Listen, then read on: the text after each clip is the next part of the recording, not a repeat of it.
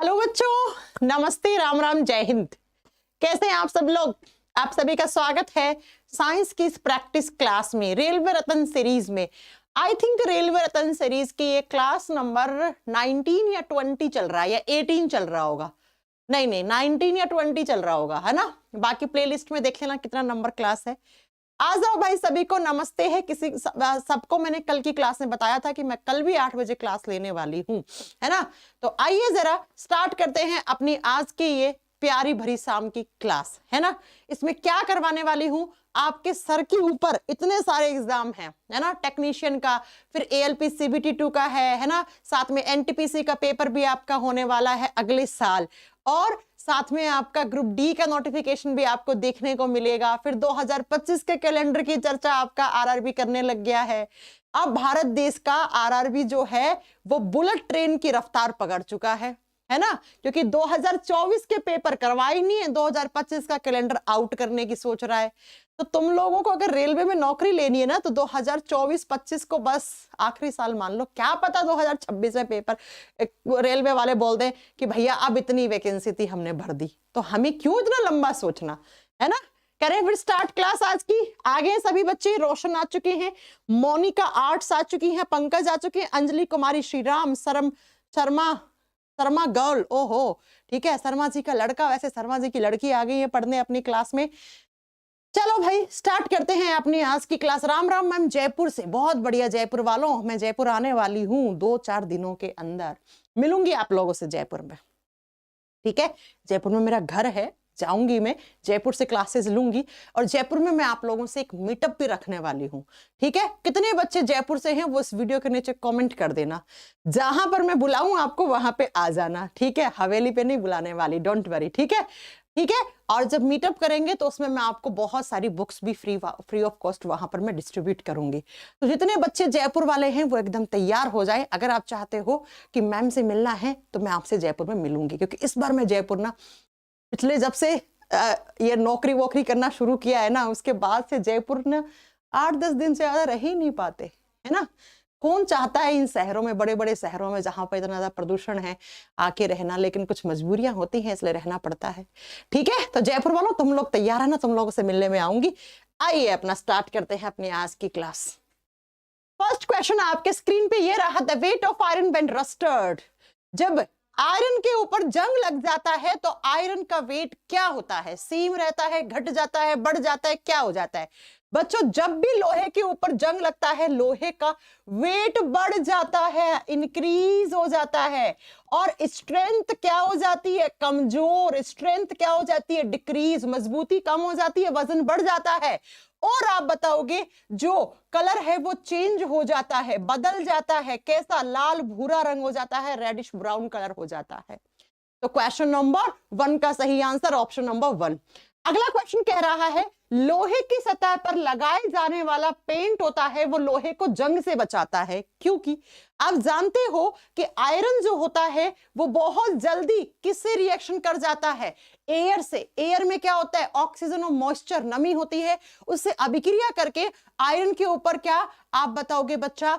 परत चढ़ जाती है। किसकी? आप बताओगे जंग की, है ना। तो इस जंग से बचाने के लिए या तो आप गैल्वेनाइजेशन कर लो, जस्ताकरण कर लो, इसके बाहर जिंक की परत चढ़ा लो। अब जिंक की परत ना चढ़ा के हम क्या करते हैं गाँव में, है ना, हम पेंट कर देते हैं लोहे के गेट को। क्योंकि लोहे के गेट के ऊपर आपने जब पेंट कर दिया है, वो पेंट की परत इस लोहे को सुरक्षित रखेगी, इसके ऊपर जंग लगने से बचाएगी। तो जो पेंट करते हैं वो क्या करता है? वो बचाता है किससे? जो हवा में ऑक्सीजन है उससे, मॉइस्चर जो नमी है उसको कांटेक्ट में आने में, आयरन के पास में आने से बचाएगा। तो बच्चा इसका ऑप्शन होगा डी वाला आंसर सही। ये क्या करते हैं? प्राइमरी तरीके से लोहे को बचाते हैं, और अच्छे से बचाना है तो हम यसद लेपन, जस्तीकरण, जिंक की लेयर चढ़ा देते हैं, जिसको इंग्लिश में गैल्वेनाइजेशन कहते हैं। The purest form of iron, कौन सा लोहा सबसे अच्छा लोहा होता है? अच्छी क्वालिटी का लोहा। भाई लोहा वही अच्छा जिसमें इंप्योरिटीज कम है, और लोहे में जनरली इंप्योरिटीज कार्बन की मानी जाती हैं, ऐसा ही होता है ना, ठीक है।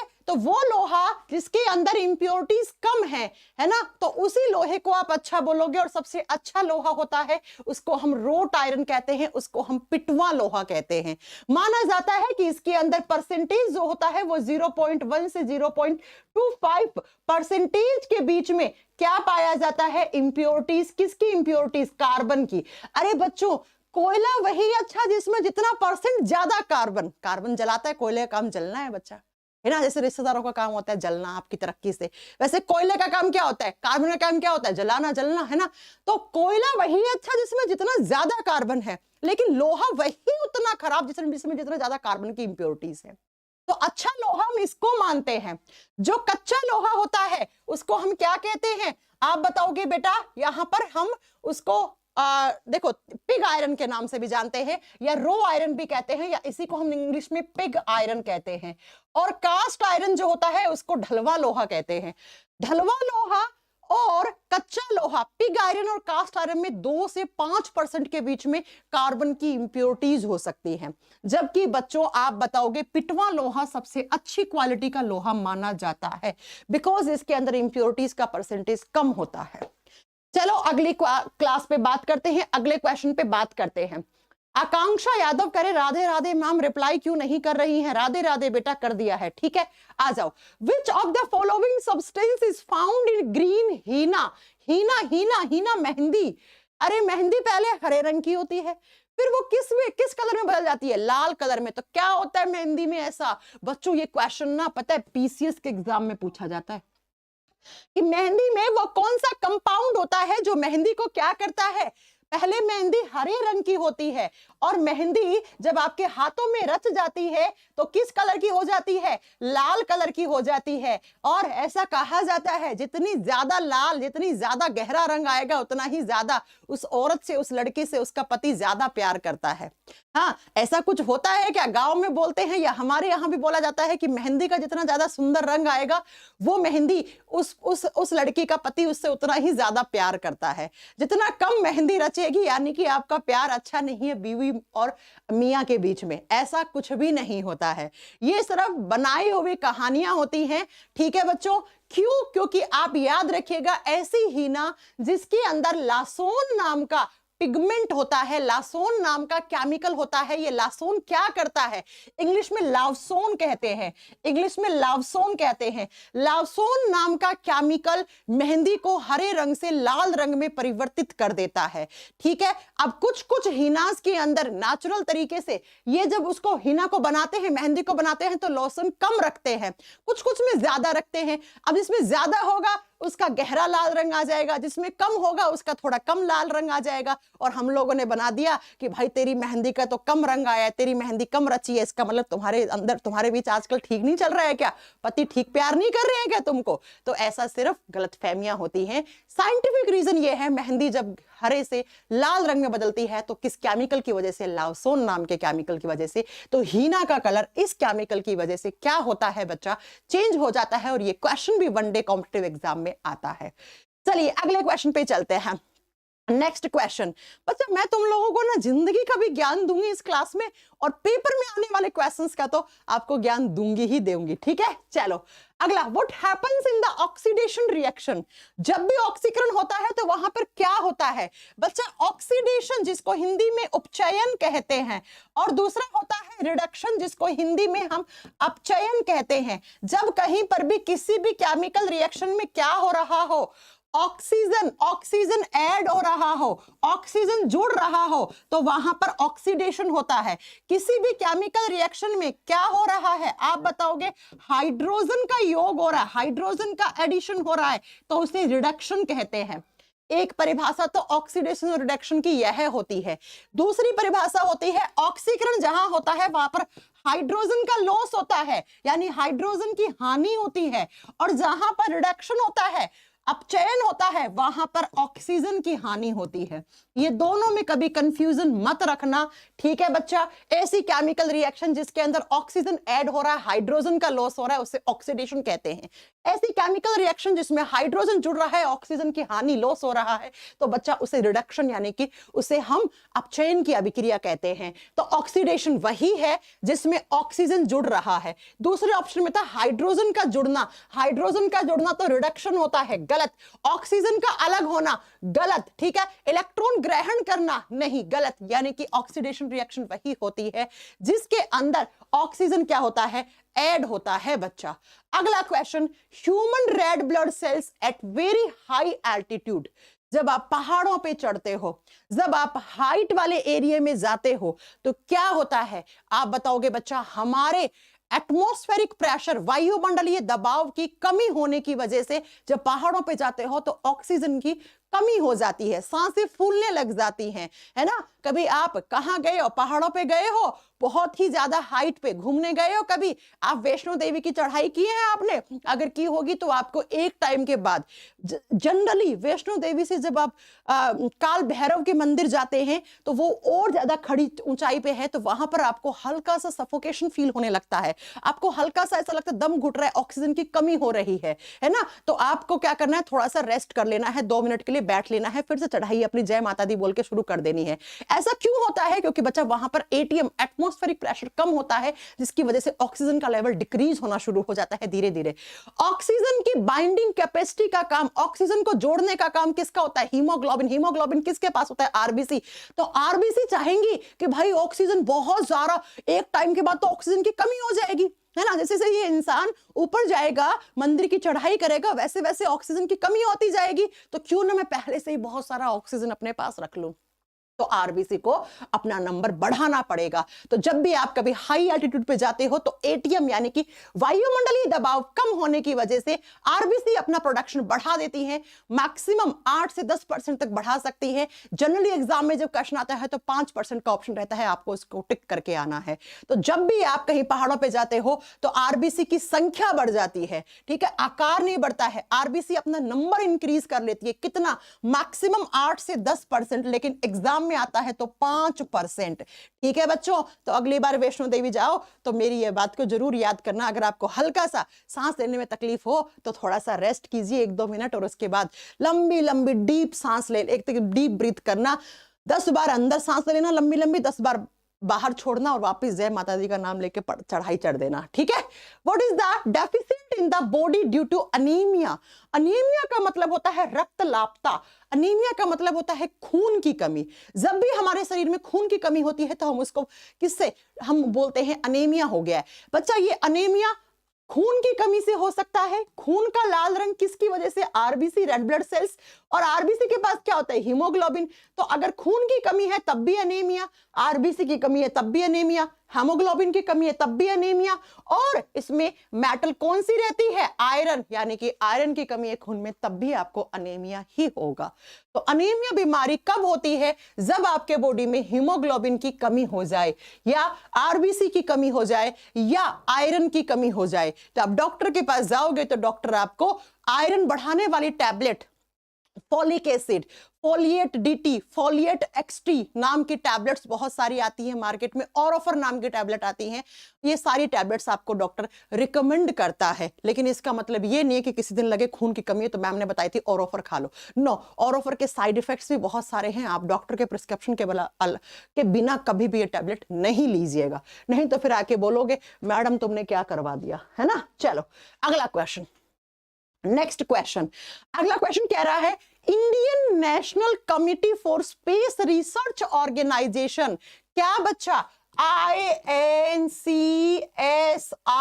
है ना, ये कब बना था? है ना, कभी कभी इसके आगे ओ भी लगा हुआ होता है बच्चों। INCSR को गठन हुआ था 1962 में, और आप जानते हैं कब? आप बताओगे बेटा 1969 में इसी का नाम चेंज करके इसरो बोल दिया।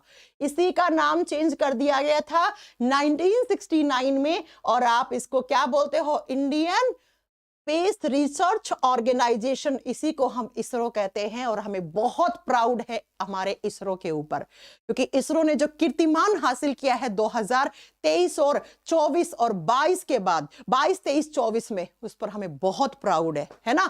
चलो, चंद्रयान का तो आपको स्टोरी याद ही होगी, और हम बहुत सम्मान करते हैं, बहुत सैल्यूट करते हैं उन लोगों को जो इसरो में काम करते हैं। ठीक है बच्चा, हर एक साइंटिस्ट के लिए, हर एक वहां पे टेक्नोलॉजिस्ट के लिए बहुत ज्यादा रेस्पेक्ट है हमारे मन में। तो 1962 से पहले इसरो का नाम यही था, Indian National Committee for Space Research Organisation. ये स्टैब्लिश हुआ था 1962 में। 1969 में इसी का नाम चेंज करके हम आज उसको इसरो कहते हैं। और हमारे भी एक बहुत अच्छी फ्रेंड इसरो में साइंटिस्ट है ना, प्रियंका यादव नाम की, हम उसकी भी बहुत ज्यादा रेस्पेक्ट करते हैं। आइए अगले क्वेश्चन पे चलते हैं।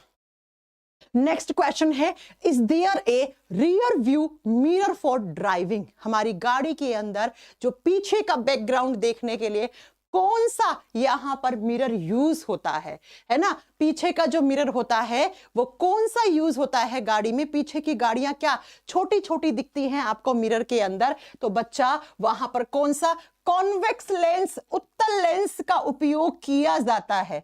क्यों? क्योंकि कॉन्वेक्स लेंस से जो इमेज बनती है वो आभासी है ना, और कौन सी आप बताओगे बच्चा? छोटी, और आप बताओगी सीधी बनती है। तो हमारे गाड़ियों का जो क्या होता है, मिरर होता है, उसमें छोटी सी बहुत दूर के डिस्टेंस तक की आपको फोटो दिख जाती है किसकी? गाड़ी की। तो बच्चा वो कौन से लेंस की वजह से? वो कॉन्वेक्स लेंस आपको उत्तल लेंस की वजह से देखने को मिलती है। ठीक है, चलिए अगला क्वेश्चन। हाँ जी, कॉन्वेक्स होगा। नीरज प्रजापति, बिल्कुल कॉन्वेक्स होगा। प्यारे प्यारे बच्चों, ये जो सीरीज है ना, ये जिसने नहीं देखी ना उसका घाटा ही घाटा है। ठीक है, ये सीरीज जो मेरी छोड़ रहा है ना, उसका घाटा ही घाटा है, उसका फायदा किसी भी तरीके से नहीं है। आ जाओ अगले क्वेश्चन पे। विच of the following is A double displacement reaction? Double displacement, दोहरा विस्थापन, कौन सी केमिकल रिएक्शन है बच्चा? दो A+B रिएक्टेंट जुड़ के एक C नाम का रिएक्टेंट बना रहा है, ये तो कॉम्बिनेशन रिएक्शन होती है, यह तो संयोजन अभिक्रिया होती है। A+B जुड़ के जब C बनाता है तो कॉम्बिनेशन होती है। जब दो वापस जुड़ के एक बना रहे हैं, ये भी कॉम्बिनेशन, ये भी संयोजन अभिक्रिया है। यहां पर भी दो जुड़कर एक बना रहा है, ये भी कॉम्बिनेशन, ये भी संयोजन अभिक्रिया है। ऑप्शन नंबर सी में देखो, AgNO3 plus NaCl। Silver nitrate की सोडियम क्लोराइड के साथ रिएक्शन करवाई, तो यहां से देखो Ag के साथ Na हटके, Na को रिप्लेस यहां से कर दिया Ag ने, और क्या बन गया? AgCl बन गया, और यहां से NaNO3 बन गया। तो दोहरा विस्थापन हो गया ना, दो एलिमेंट यहां से वहां हो गए ना, है ना, हेराफेरी होगी ना दो एलिमेंट की। तो इसे क्या कहते हैं? इसे डबल डिस्प्लेसमेंट, इसे दोहरा विस्थापन अभिक्रिया कहते हैं। अगले क्वेश्चन पे चलेंगे। नेक्स्ट क्वेश्चन कह रहा है, which is not an example of decomposition reaction? Decomposition को क्या कहते हैं? विघटन। एक कंपाउंड था, दो में टूट गया। एक कंपाउंड था, दो में टूट गया। देखो CaCO3 A नाम का रिएक्टेंट था, वो B और C में टूट गया, तो इसे डीकंपोजिशन, इसे विघटन, टूटना, है ना, केमिकल रिएक्शन कहते हैं। ये किसकी सहायता से? हीट एनर्जी की सहायता से आप तोड़ सकते हो। नेक्स्ट देखो बच्चा, KClO3 टूट गया, एक से दो में टूट रहा, ये भी डीकंपोजिशन है। अगला सुनना बच्चा, H2 plus Cl2, A plus B दोनों जुड़े और जुड़कर C नाम का प्रोडक्ट बनाया, तो ये तो अभी पढ़ाया, कॉम्बिनेशन हो गई, ये संयोजन अभिक्रिया हो गई। दो जुड़कर तीसरा प्रोडक्ट बना रहे हैं, तो ये तो कॉम्बिनेशन है, ये तो योग है, ये तो जोड़ है बच्चा। ठीक है, मानव शरीर में भोजन का पाचन, डाइजेशन में क्या होता है? अरे डाइजेशन की डेफिनेशन क्या होती है? ऐसी केमिकल रिएक्शन जिसमें कॉम्प्लेक्स फूड को इजी फूड में कन्वर्ट करते हो, उसी को आप क्या कहते हो? डाइजेशन। तो कॉम्प्लेक्स, बड़ा मॉलिक्यूल छोटे मॉलिक्यूल में टूटता है, तो देखो ना, ये भी क्या हुआ? विघटन हो गया। तो यहां पर आंसर क्या पूछा आपसे? विच इज नॉट, डीकंपोजिशन का उदाहरण कौन सा नहीं है? तो ये भी डिकम्पोजिशन है, ये भी है, ये भी है, ये कॉम्बिनेशन है, तो सी आंसर होगा। ये ए वाला कौन है? My love M, my love M, तुम लव ही करने में रह गए बेटा, है ना? ठीक है, तुम ए ऑप्शन पे लिख रहे हो और तुम नाम लिख रहे हो माई लव एम, है ना? गलत है, ठीक है। चलो आइए अगले क्वेश्चन पे चलते हैं। Question number 12, which is not a biomass fuel? कौन सा एक बायोमास या जीवाश्मी ईंधन नहीं है? लकड़ी होता है ना? बायोमास फ्यूल क्या? सड़ गया, गल गया, नीचे चला गया, फॉसिल फ्यूल, फिर उसको एज ए फ्यूल काम में ले रहे हो। हाँ जी मैम, लकड़ी तो होता है। गोबर गैस या बायोगैस भी बायोमास फ्यूल होता है।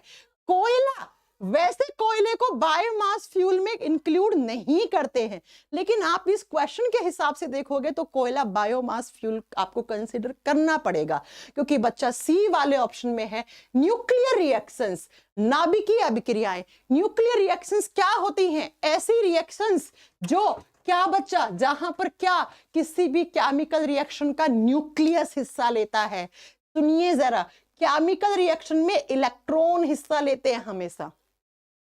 न्यूक्लियर रिएक्शन में क्या एटम का न्यूक्लियस जो होता है ना, ये हिस्सा लेता है, नाभिक हिस्सा लेता है, जबकि केमिकल रिएक्शंस में, रासायनिक अभिक्रियाओं में इलेक्ट्रॉन हिस्सा लेते हैं।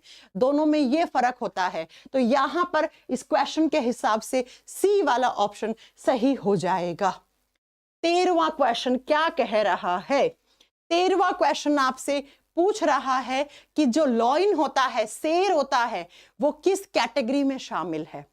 वो ओमनीवोरस, वो सर्वाहारी है, वो प्रोड्यूसर है या सेकेंडरी प्रोड्यूसर है, सेकेंडरी कंज्यूमर है, द्वितीयक उपभोक्ता है या तृतीयक उपभोक्ता है, टर्शरी कंज्यूमर है? क्या होता है शेर? बच्चा एक बात याद रखना, क्या होते हैं जो सर्वाहारी होते हैं? वो तो सेकेंडरी कंज्यूमर होते हैं। सेकेंडरी कंज्यूमर कौन होते हैं? द्वितीयक उपभोक्ता कौन होते हैं? सर्वाहारी, जो सब कुछ खाते हैं। देखो, जो हर्बीवोरस होते हैं, ठीक है, हर्बीवोरस कौन होते हैं? शाकाहारी। जो शाकाहारी जीव जंतु होते हैं वो क्या कहलाते हैं? वो प्राइमरी कंज्यूमर कहलाते हैं। जो ओमनीवोरस होते हैं, जो सर्वाहारी, या जिनको हम क्या कहते हैं? निम्न स्तर के मांसाहारी। थोड़ा बहुत मांस भी खा लेते, चल जाते हैं ओमनीवोरस में, है ना? निम्न स्तर के क्या बोलते हैं हम? मांसाहारी। तो वो क्या होते हैं? वो सेकेंडरी कंज्यूमर होते हैं। और जो कार्निवोरस होते हैं, जो मांसाहारी होते हैं, है ना, वो तो पूरा मांस खाते हैं, उसको हाई लेवल के मांसाहारी कहते हैं, उच्च लेवल के। तो ये टर्शरी कंज्यूमर होते हैं। तो शेर क्या खाता है? मांस ही तो खाता है ना? तो वो क्या हो जाएगा? वो तृतीयक उपभोक्ता हो जाएगा, वो टर्शरी कंज्यूमर हो जाएगा। मैं अगर आपसे पूछ लूं बच्चा कि आप मुझे एक क्वेश्चन का आंसर देना, मैं अगर आपसे पूछूं लोमड़ी क्या है? लोमड़ी क्या है? प्राइमरी, सेकेंडरी क्या है? टर्शरी है। अगर मैं आपसे पूछ लूं खरगोश क्या है ना? ये क्वेश्चंस आते हैं एग्जाम में। तो यहां पर शेर हो गया, लोमड़ी हो गया, चीता हो गया, बाघ हो गया, है ना, ये सब लेपर्ड हो गया, तेंदुआ हो गया, ये सब आपके कहां पर आते हैं? टर्शरी, आपके कंज्यूमर में आते हैं। चलो अगला question, which gas is primary responsible for global warming? Global warming क्यों होती है? किसकी वजह से? ग्रीन हाउस इफेक्ट की वजह से, हरित गृह प्रभाव की वजह से ग्लोबल वार्मिंग होता है, टेम्परेचर इंक्रीज होता है अर्थ का। तो बच्चों, ग्रीन हाउस गैस कौन कौन सी होती हैं? ठीक है, यही पूछ रहा है। हरित गृह प्रभाव गैसेस कौन कौन सी होती हैं? वैसे मेन ग्रीन हाउस गैस आप जल वाष्प को बोलते हो, वाटर वेपर को बोलते हो, है ना, लेकिन वाटर वेपर जब भी एग्जाम में आता है तो ये ऑप्शन नहीं रहता है। तो इसके बाद हम कार्बन डाइऑक्साइड को कंसीडर करते हैं, है ना, ये बात आपको पता होगा। उसके बाद हम मीथेन को कंसीडर करते हैं, उसके बाद हम CFC, क्लोरोफ्लोरोकार्बन, और देन हम कंसीडर करते हैं nitrous oxide, not nitrogen oxide, nitrous oxide. ये एनसीईआरटी के डेटा के हिसाब से इंक्रीजिंग ऑर्डर है किसका? डिक्रीजिंग ऑर्डर है किसका? आप बताओगे ग्रीन हाउस गैसेस का। तो मेन ग्रीन हाउस गैस जब भी एग्जाम में आता है तो ऑप्शन में हमेशा क्या रहता है, कार्बन डाइऑक्साइड। अगर एग्जामिनर पूछ ले कार्बन डाइऑक्साइड को छोड़ के मेन ग्रीन हाउस गैस किसको कंसिडर करते हैं, तब आपको मीथेन का ऑप्शन सही करना पड़ेगा। लेकिन अगर आपसे आ जाए क्या वाटर वेपर, तो सबसे पहले इसको सही कर देना, बाकी ऑप्शन मत देखना। तो CO2 को हम किसके लिए हम रिस्पॉन्सिबल मानते हैं, is responsible for global warming. ये एनसीईआरटी में दिया हुआ है, इसको आप याद रखिएगा। अगला question, nature cleaner term is used to, प्रकृति का स्क्वेंजर, सफाई कर्मी किसको कहते हैं हम, स्क्वेंजर, इंग्लिश में इनको स्क्वेंजर्स कहते हैं, ठीक है, जो नेचर की क्या करते हैं, क्लीनिंग करते हैं बच्चा, इसको खा के, डेड डिके को खा के। अब जरा बताओ, मरे हुए जानवरों के शरीर के ऊपर क्या लग जाते हैं, गिद्ध लग जाते हैं, है ना। गिद्ध जैसे ही गिद्ध को पता लगता है ये डेड बॉडी है, तो क्या करता है, वो एक है ना, एक गाना है उस मूवी का, कौन सी, रॉकस्टार मूवी का, है ना, कि ये कागज से चुन चुन के खाइए, है ना, वैसा वाला। तो कौवा हो गया, गिद्ध हो गया, ये क्या करते हैं, ये बच्चा स्क्वेंजर्स कहलाते हैं, ये धरती के सफाई कर्मी कहलाते हैं। साथ में आप यहां पर ना लोमड़ी को भी, तीनों याद रखना, क्या क्या, आपके कौवा हो गया, फोक्स लोमड़ी हो गई, और तीसरा गिद्ध हो गया, इनको हम कहते हैं नेचर के क्लीनर या स्क्वेंजर कहते हैं। तो यहां पर अर्थवर्म तो हो नहीं सकता, शुतुरमुर्ग तो हो नहीं सकता, बाज हो नहीं सकता, तो बचा क्या, बचा वल्चर, गिद्ध डेड बॉडी की सबसे पहले आंखें निकाल कर फेंकता है। ठीक है बच्चों, चलिए।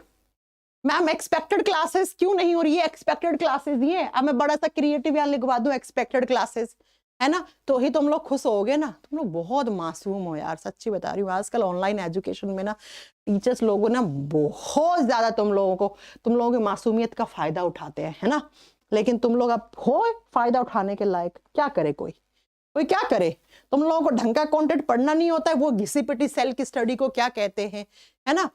सेल में हमारे बॉडी में सबसे ज्यादा कौन से टाइप के टिश्यूज होते हैं, भाई यही क्वेश्चन तुम्हें पढ़ने के लिए मिलते हैं। अब क्या करें तुम लोग, और उन्हीं क्लासेस में तुम लोग 10-10 हजार बच्चे पढ़ने में लगे हुए होते हैं, लेकिन जब पेपर दे के आते हो तो कोई किताब, कोई मास्टरनी का कोर्स काम में नहीं आता है ना। ढंग का कंटेंट तुम्हें पढ़ा लो तो तुम लोग गायब हो जाते हो, भाग जाते हो। समझ रहे हो आप मेरी बात। अब मैं इसी को लिख दूं एक्सपेक्टेड क्वेश्चंस की सीरीज, तो तुम लोग आ जाओगे यहाँ पे 4000 बच्चे देखने के लिए। ये सच्चाई है ऑनलाइन एजुकेशन की। तुम देख लेना ऐसा कंटेंट तुम्हारा कौन सा मास्टर नहीं पढ़ा रहा है, वही घिसे पिटे क्वेश्चन लगे हैं पढ़ाने में, है ना। डाइजेशन मुंह से शुरू होता है, पेट में प्रोटीन का पाचन होता है। बेटा मैं ये ना दूसरी क्लास में पढ़ा के छोड़ देती हूँ। आओ अगला क्वेश्चन पे चलो। नेक्स्ट क्वेश्चन क्या कह रहा है, which gas is released after reaction of zinc with dilute HCl। Dilute HCl का मतलब है HCl जो हाइड्रोक्लोरिक एसिड है। आपने जिंक की अभिक्रिया किसके साथ करवाई, हाइड्रोक्लोरिक एसिड के साथ करवाई, तो कौन सी गैस निकलती है। कितनी बार बताऊं आप, जब किसी भी एसिड की अभिक्रिया किसके साथ करते हो, मेटल, जिंक क्या है, मेटल धातु के साथ रिएक्शन करवाते हो, तो वहां से आप क्या बताओगे, मेटल्स के सोल्ट बनते हैं और साथ में पॉप साउंड वाली H2 गैस निकलती है। ये जो H2 गैस होती है इसकी sound pop pop pop pop. Exam में पूछा हुआ क्वेश्चन है, मैं कोई यहाँ पे तुम लोगों को सर्कस करके नहीं दिखा रही। एग्जाम में आता है कौन सी गैस से साउंड, पॉप साउंड निकलती है, पॉप ध्वनि निकलती है, तो वो H2 गैस से निकलती है, वो H2 गैस से निकलती है। अब इसको बैलेंस तो शायद आप कर ही लोगे, है ना, बैलेंस आप कर ही लोगे, राइट। ये गैस है, आगे जी लिख देना इसके ब्रैकेट में, राइट। तो बच्चों यहां से कौन सी गैस निकलेगी, H2 गैस। जब भी कभी किसी धातु की रिएक्शन एसिड के साथ करवाते हैं तो वहां पर hydrogen gas pop sound, pop ध्वनि से निकलती है। अगला क्वेश्चन नंबर कौन सा है बच्चों, 17वां। आप जितने बच्चे देख रहे हैं उतने बच्चे लाइक कर दें तो सही नहीं रहे। मैम आपका ऐप में साइंस का पेड कोर्स है क्या, आप कैरियरविल की एप्लीकेशन पे साइंस स्पेशल का VOD ले लो या साइंस स्पेशल का लाइव बैच 28 नंबर बैच ले लो, मैं पढ़ाती हूँ वहां पे। ओके मैम खा लो पॉपकॉर्न, पॉपकॉर्न नहीं पॉप। ओके चलो नेक्स्ट अगला क्वेश्चन कह रहा है, हाउ मच, बहुत ही शानदार क्वेश्चन, बहुत शानदार question. How much energy is transferred from plants to herbivores. बच्चा जब भी आप एक चेन पढ़ते हो, खाद्य श्रृंखला पढ़ते हो, तो याद रखना जो प्रोड्यूसर्स होते हैं, बहुत ध्यान से समझना इस क्वेश्चन को, ठीक है। प्रोड्यूसर का मतलब होता है आपका उत्पादक। उत्पादक के बाद क्या आते हैं खाद्य श्रृंखला में? प्राइमरी, ठीक है। मैं इसको इंग्लिश में पूरा लिख रही हूँ, प्राइमरी लिख रही हूँ। प्राइमरी कंज्यूमर, पीसी का मतलब यहाँ पे वो पीसी नहीं है, प्राइमरी कंज्यूमर है, प्राथमिक उपभोक्ता है, ठीक है। उसके बाद कौन आता है बेटा? सेकेंडरी कंज्यूमर आते हैं, द्वितीयक उपभोक्ता आते हैं, और फिर क्या आते हैं? टर्शरी कंज्यूमर आते हैं। टीसी का मतलब टर्शरी कंज्यूमर, यानी कि तृतीयक क्या आते हैं? उपभोक्ता आते हैं। तो बच्चा इस फूड चेन में जब एनर्जी ट्रांसफर होती है तो हर एक यहां से यहां स्टेप में 10% ही एनर्जी ट्रांसफर होती है। इसका 10% इसमें आएगा, इसका 10% इसमें आएगा, यहां का बचा हुआ 10% इसमें आएगा। तो किसी भी फूड चेन में producer, primary consumer, secondary consumer, tertiary consumer, उत्पादक, प्राथमिक उपभोक्ता, द्वितीयक उपभोक्ता, तृतीयक उपभोक्ता के बीच में सिर्फ 10% एनर्जी ही ट्रांसफर होती है। अब ये क्वेश्चन ऐसे आ जाए कि जो सनलाइट है ना, सनलाइट से जो एनर्जी आती है वो कितना परसेंट इधर ट्रांसफर होती है? ये एनसीईआरटी में दिया हुआ है सिर्फ 1 से 2%। तो क्वेश्चन को ढंग से पढ़ना। अगर पूछे सनलाइट से फूड चेन में कितना परसेंट प्रोड्यूसर तक एनर्जी ट्रांसफर होती है, या किसी भी फूड चेन की श्रृंखलाओं के बीच में कितना परसेंट एनर्जी ट्रांसफर होती है, तब आप 1 से 2% करके आओगे। लेकिन ये क्वेश्चन क्या कह रहा था? देखो, हर्बीवोरस, आप जानते हो बच्चा हर्बीवोरस कहां आते हैं? यहां पर आते हैं, है ना। हर्बीवोरस का मतलब क्या होता है? शाकाहारी। शाकाहारी को हम प्राइमरी कंज्यूमर मानते हैं। हर्बीवोरस, ओमनीवोरस जो सर्वाहारी होते हैं या निम्न स्तर के क्या होते हैं? मांसाहारी, उनको हम सेकेंडरी कंज्यूमर मानते हैं। और जो उच्च स्तर के मांसाहारी होते हैं, कार्निवोरस होते हैं, जैसे शेर, बाघ, चीता, लेपर्ड, तेंदुआ, है ना, तो उनको हम टर्शरी कंज्यूमर मानते हैं। ठीक है बच्चों, तो ये क्वेश्चन बहुत ही शानदार क्वेश्चन था। तो यहां पर ऑप्शन आपका 10% होगा। इसका ऑप्शन क्या होगा? 10% होगा। ठीक है बच्चों, कर दोगे आंसर सही? हाँ जी मैम। चलिए अगले क्वेश्चन पे चलते हैं। क्वेश्चन नंबर 18 कह रहा है कि Fe2O3 की आपकी एल्यूमिनियम से रिएक्शन करवाई तो Al2O3 बना और साथ में 2Fe बना, तो ये रिएक्शन कैसी है? अरे भैया क्या हुआ, O3 के साथ Fe2 जुड़ा हुआ था, एल्यूमिनियम ने इसको धक्का मार के यहां से खिसका दिया। किसको? आयरन को, और खुद जुड़ गया इसके साथ, तो इसको धक्का मार दिया, इसका विस्थापन कर दिया, इसका डिस्प्लेसमेंट कर दिया। तो ये कैसी रिएक्शन है? ये डिस्प्लेसमेंट रिएक्शन है। ठीक है, ये कैसी है? विस्थापन अभिक्रिया है। राइट, बात समझ में आ गई। A+B नाम का क्या था? कोई आपका रिएक्टेंट था, और पास साथ में उसके साथ अभिक्रिया कर रहा था C नाम का कंपाउंड। C ने यहां से उस B को हटा दिया, खुद जड़ गया, AC बन गया, और B को हटा दिया, B अलग हो गया। तो इसे कहते हैं हम डिस्प्लेसमेंट रिएक्शन, इसे कहते हैं हम विस्थापन अभिक्रिया। कॉम्बिनेशन कैसे हो सकता है? कॉम्बिनेशन कैसे हो सकता है? कॉम्बिनेशन में क्या, तुम लोग बड़ा कंफ्यूज हो। सुनो, कॉम्बिनेशन में 2 रिएक्टेंट जुड़ के एक प्रोडक्ट बनाते हैं। अब ये बताओ, क्या एक प्रोडक्ट बना है? कहां बना एक प्रोडक्ट? 2 बने। ये देखो Al2O3 और Fe भी बना है साथ में। बस यही मार खा के आते तुम लोग एग्जाम में, और कुछ अलग क्वेश्चन नहीं आते। ठीक है, और कुछ अलग क्वेश्चन नहीं आते हैं। चलिए अगला question, who is the tertiary consumer in grassland ecosystem? अभी तो बताया मैंने, प्राइमरी, सेकेंडरी, टर्शरी के बारे में अभी तो बात की मैंने आपसे। तो बताओ जरा क्या होगा यहाँ पे? सांप, सांप, सांप, सांप, सांप क्या होगा? किसका एग्जाम्पल होगा? टर्शरी कंज्यूमर का, है ना। टर्शरी कंज्यूमर हिंदी में बोलते हैं तृतीयक उपभोक्ता। अब बच्चों यहां पर ना ग्रीन प्लांट तो हो नहीं सकता था, मेंढक हो नहीं सकता था, ग्रासफर हो नहीं सकता था। बचा क्या इस क्वेश्चन के हिसाब से? स्नेक, सांप क्या होंगे? टर्शरी कंज्यूमर के एग्जाम में आएंगे, एग्जाम्पल में आएगा, सांप आएगा बच्चा टर्शरी कंज्यूमर। टर्शरी कंज्यूमर में कौन आते हैं? उच्च स्तर के मांसाहारी आते हैं। अब आपने देखा होगा सांप ना क्या मांस नहीं खाता? हाँ जी मैम खाता है, हाँ जी मैम खाता है। चलो अगला क्वेश्चन, ग्लूकोज के एक अणु में ऑक्सीजन के कितने परमाणु होते हैं? Glucose is a carbohydrate, glucose is a simplest carbohydrate. Glucose का फॉर्मूला क्या होता है? C6H12O6।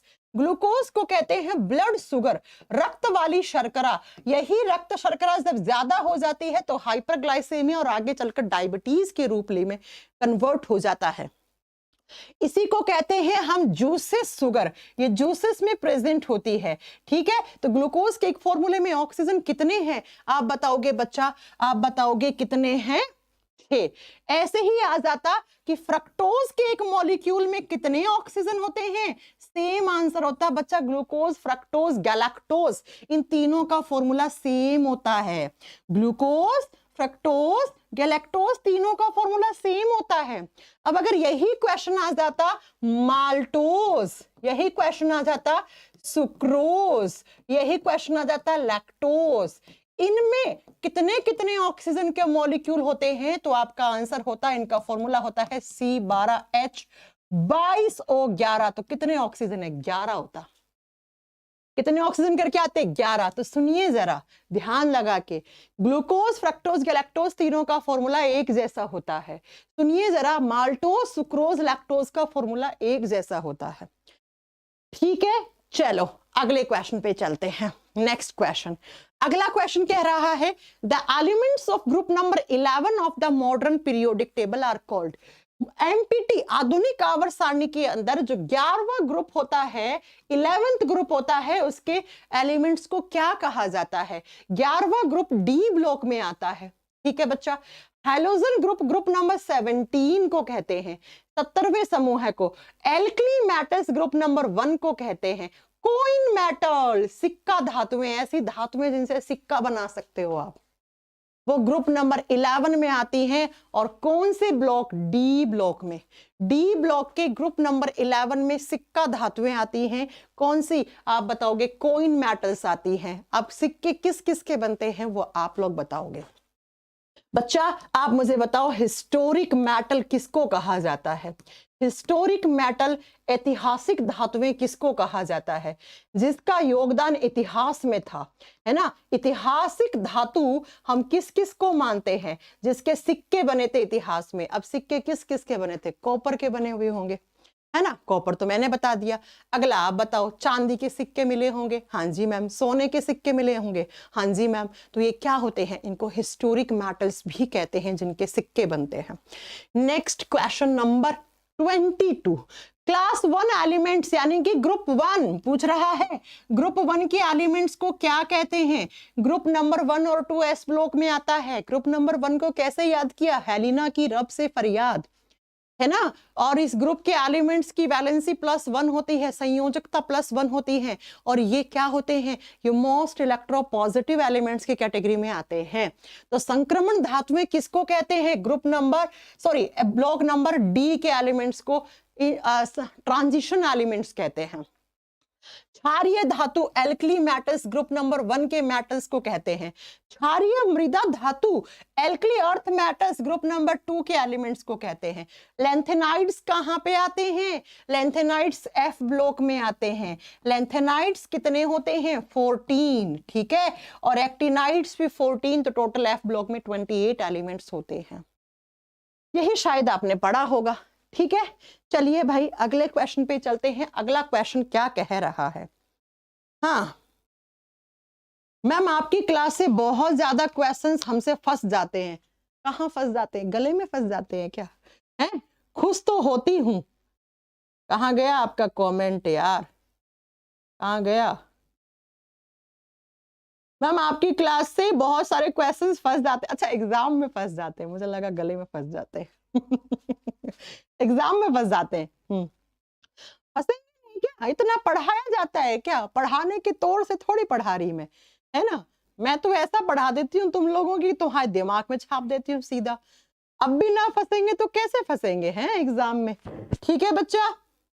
मैम प्लेलिस्ट में क्लासेस ऐड नहीं है। ठीक है, मैं टेक्निकल टीम में अगर कोई बंदा सुन रहा है तो प्लीज मेरे प्लेलिस्ट में क्लासेस ऐड करवा दीजिए, है ना। बच्चे परेशान नहीं होने चाहिए मेरे। आईफोन वाली सीरीज कब होगी उसके लिए कल वीडियो मिल जाएगा आपको, मोहम्मद अशरफ। चलो हाँ, नेक्स्ट क्वेश्चन। क्या कह रहे हैं, मेटालिक प्रॉपर्टीज ऑफ एलिमेंट्स और moving from top to bottom. बेटा जब भी टॉप टू बॉटम की बात होती है ना तो हमेशा ग्रुप की बात होती है। तो एक ग्रुप में जब आप ऊपर से नीचे आते हो तो मेटालिक प्रॉपर्टीज हमेशा इंक्रीज होती है, धात्विक गुण हमेशा बढ़ते हैं।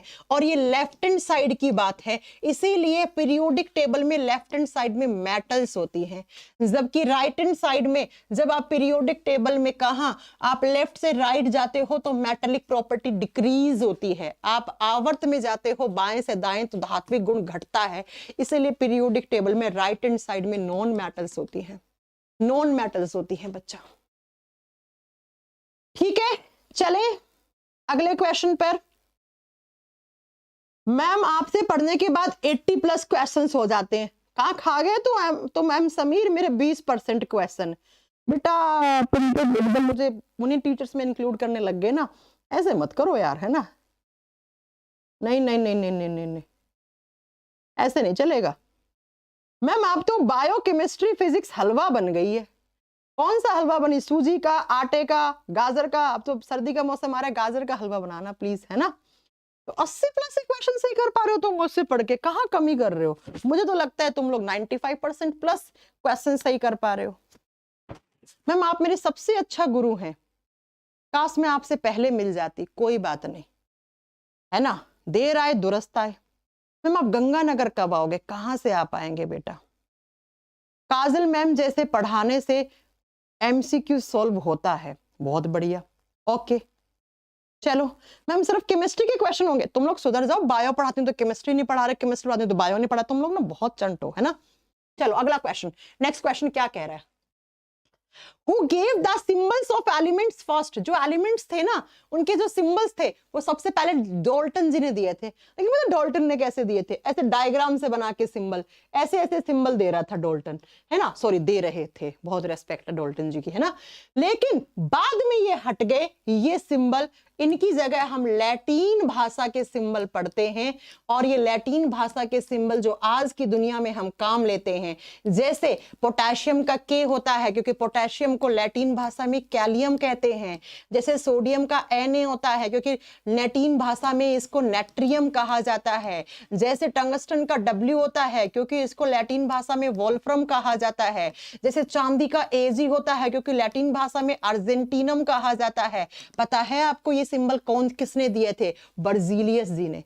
आज के जमाने में जो ये सिंबल पढ़ रहे हो ना आप, ये बर्जीलियस जी की देन है, लेकिन पुराने जमाने में जो ऐसे डायग्राम वाले सिंबल थे ना वो डाल्टन जी ने दिए थे। तो इस क्वेश्चन का आंसर बी सही होगा, ठीक है, क्योंकि फर्स्ट बोला ना, नाउ वे डेज बोलता तो बर्जीलियस आंसर सही होता।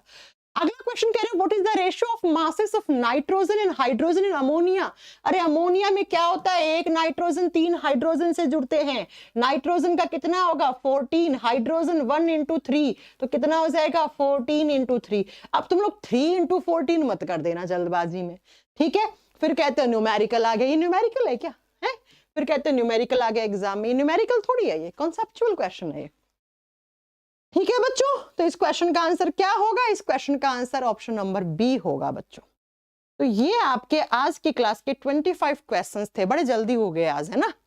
बस इतने ही पढ़ाऊंगी, क्यों? क्योंकि मैम 10 मिनट का गैप करेंगी, मैम की मर्जी, मैम को इतना ही पढ़ाना है ना। अब टीचर की मर्जी के आगे कुछ चलता है क्या? नहीं चलता ना। एक बच्चा एनसीईआरटी चिल्ला रहा है, सुन लो ध्यान से, मैं एनसीईआरटी के अलावा कुछ नहीं पढ़ाती हूँ, ठीक है। तो आज की क्लास के 25 क्वेश्चंस कंप्लीट हो गए हैं बच्चों। इस क्वेश्चन का पीडीएफ आपको मिल जाएगा टेलीग्राम चैनल पे, मेरा टेलीग्राम चैनल ज्वाइन कर सकते हो, साइंस बाय काजल सिहाग नाम से मेरा टेलीग्राम चैनल है। अदरवाइज इसी वीडियो के नीचे डिस्क्रिप्शन लिंक में आपको पीडीएफ मिल जाएगा। ये मेरा फोटो लगा होगा, मैम ऐसा क्यों बता रही हूँ क्योंकि 3-4 और भी टेलीग्राम चैनल हैं वो फेक हैं, वो हमसे ज्यादा बच्चे जोड़ रखे हैं, लेकिन हम वो मास्टर नहीं है कि किसी पे कॉपीराइट लगा दे बेचारे का धंधा खा ले। अरे इंडिया में वैसे ही बहुत बेरोजगारी है, ठीक है, थोड़ी बहुत क्या थोड़ा बहुत रोजगार मिल जाएगा तो किसी को। ओके बच्चों, आज बहुत जल्दी क्लास हो गई, पता नहीं आज क्यों हो गई इतनी जल्दी क्लास, आई डोंट नो। मिलेंगे आपसे कल की क्लास में। और जिन बच्चों को मेरा कंटेंट अच्छा लगता है, पढ़ाया हुआ अच्छा लगता है, तो प्लीज वीडियो को लाइक करके जाइएगा जाते जाते। किसी को भी थ्योरी पढ़ना है, करियर की एप्लीकेशन पे साइंस स्पेशल का वीओडी भी है, science special 28 number live batch भी है जिसमें बायोलॉजी केमिस्ट्री में पढ़ा रही हूँ, आप उसे ज्वाइन कर सकते हो, ठीक है। बस बिल्कुल मैं आपका टाइम वेस्ट नहीं करूंगी, मिलेंगे आपसे नेक्स्ट क्लास में बहुत जल्दी। मैं एक्सपेक्टेड क्वेश्चंस की सीरीज स्टार्ट करने वाली हूं इसी वीकेंड से, इसी शनिवार इतवार से मैं एक्सपेक्टेड क्वेश्चंस की मैराथन क्लास लेके आने वाली हूं आप लोगों के सामने, और ऐसा क्वेश्चंस पढ़ा के आऊंगी एग्जाम में फंसा दूंगी सीधे सीधे। ठीक है, तो इंतजार करो जरा इस वीकेंड का।